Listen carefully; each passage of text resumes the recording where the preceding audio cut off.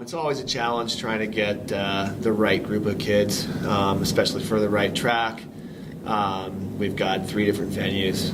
We've got the Nordic venues at the Howelson Hill, we've got the slalom at the Howelson Hill, and then we've got the giant slaloms at Mount Warner. So trying to find the right group and then qualify them and figure out who's going to be fast on what venue is always a challenge. But I think we've got some good horses, and we'll take our shots and see how it goes down there. Speaking of the course, we were just there over the weekend. How does that help with the preparation, especially right before the championship? It gives all the kids from the Western region a leg up on the kids coming out from the East. So we're a little bit more familiar with that. We've gone down early and got a day of giant slalom training on the big hill, and that was advantageous. And we got a really good day before the slaloms. That was an NCAA only training event. So I think as a group, the West will be pretty strong, and hopefully our kids will be able to fire it up. We had some decent results on the women's side in giant slalom. Our guys are still banged up and getting healthy, but they're looking better. We had a couple of really good runs from Tony Nasiak that was encouraging, and I think we're going to get Dom back in time for the airplane on Saturday. So we'll go down there and see how we fare. Same question to you, Andrew.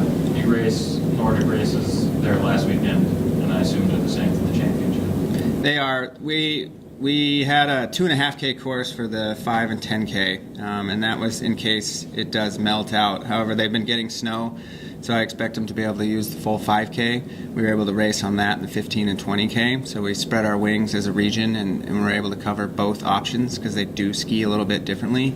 But no matter what changes come to the snowpack, we'll be ready with both courses, and it really pays off to having just raced it, having some decent results, getting a little bit of confidence, and when we go back, we'll have more lead time in between before the races to prepare and acclimatize to altitude, so we'll be ready to go. You lost some of your top women for World Juniors, their first race back from the weekend. Were you surprised, happy? What were your thoughts? Yeah, we had a tough time in the middle of the season, a little short-handed, and it was great to get everybody back together for regionals.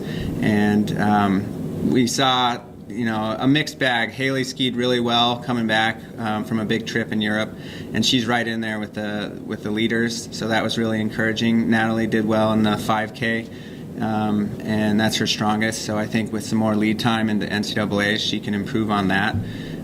We saw athletes from other teams that were at World Juniors struggle, and there'll be a few coming back from the Olympics. So you just don't know with all the travel and the big races, in Europe, what kind of shape you're going to be in when you get back. But Hailey was right there, and in a way I'm glad she didn't win and was 5th, because that leaves just a little bit left out there that she can get in the next couple races. Hailey, talk a little bit about training here in Anchorage. Elevation a couple hundred feet going to Steamboat, which is 7. About 7. Yeah. How do you prepare as an athlete, for that altitude?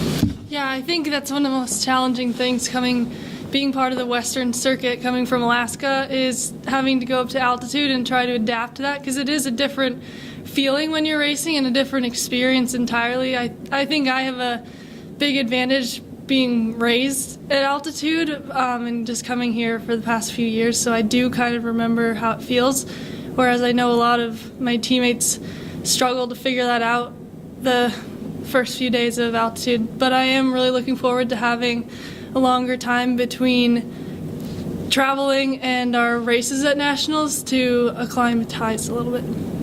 Can you talk about your season as a whole? You start with a big meet at U.S. Nationals, then you find out you're going to Worlds, go to Worlds, now you're coming back, NCAAs.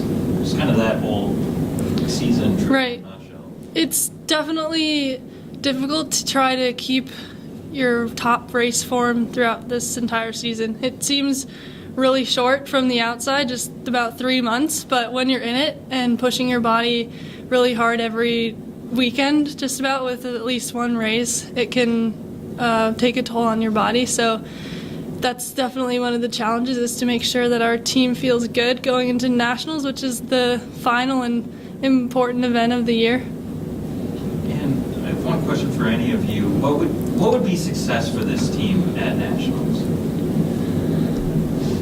You know, every year we think that we've got a shot at being on the podium.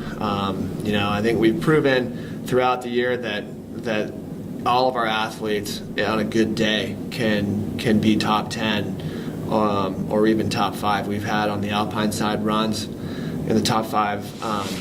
You know, Hailey here's been on the podium. So I think that we can take our shots if we can have good days all together at the same time. A successful finish for us would be somewhere, you know, on the podium. So 1 through 4, certainly not out of the question.